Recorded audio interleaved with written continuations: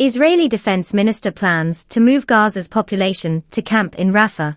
Israel's defense minister says he has instructed its military to prepare a plan to move all Palestinians in Gaza into a camp in the south of the territory, Israeli media reports say.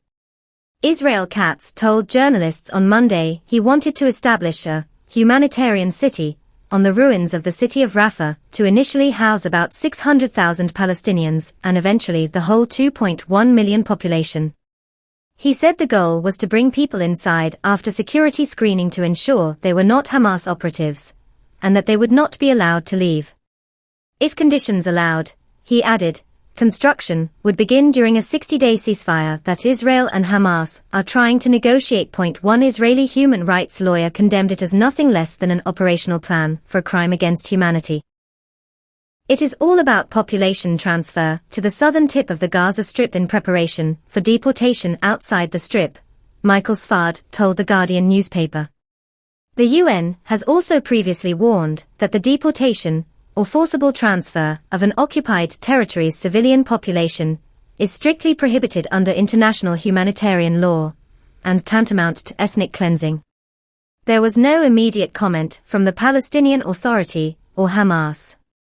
Later on Monday, during a meeting at the White House, Israeli Prime Minister Benjamin Netanyahu spoke about U.S. President Donald Trump's proposal that the U.S. take over post-war Gaza and permanently resettle its population elsewhere. Netanyahu said, "I think President Trump has a brilliant vision. It's called free choice. If people want to stay, they can stay, but if they want to leave, they should be able to leave. We're working with the United States very closely about finding countries that will seek to realize what they always say, that they wanted to give the Palestinians a better future." Trump said, "We've had great cooperation from surrounding countries, great cooperation from every single one of them. So, something good will happen." In March, Arab states backed a $53 billion, £39 billion, Egyptian alternative to Trump's plan for Gaza's reconstruction that would allow the Palestinians living there to stay in place. They also stressed their categorical rejection of any form of displacement of the Palestinian people, describing such an idea as a gross violation of international law, a crime against humanity, and ethnic cleansing. The Palestinian Authority and Hamas also endorsed the Egyptian plan, but the US and Israel said it failed to address realities in Gaza. Palestinians fear a repeat of the Nakba, the Arabic word for catastrophe, when hundreds of thousands fled or were driven from their homes before and during the war that followed the creation of the State of Israel in 1948. Many of those refugees ended up in Gaza, where they and their descendants make up 3/4 of the population.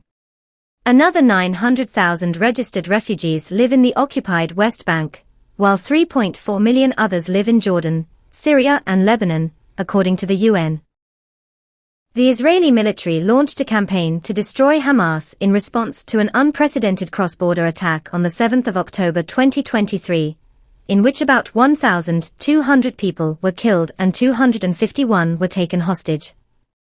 More than 57,500 people have been killed in Gaza since then, according to the territory's Hamas-run health ministry. Most of Gaza's population has also been displaced multiple times. More than 90% of homes are estimated to be damaged or destroyed. The healthcare, water, sanitation, and hygiene systems have collapsed, and there are shortages of food, fuel, medicine, and shelter.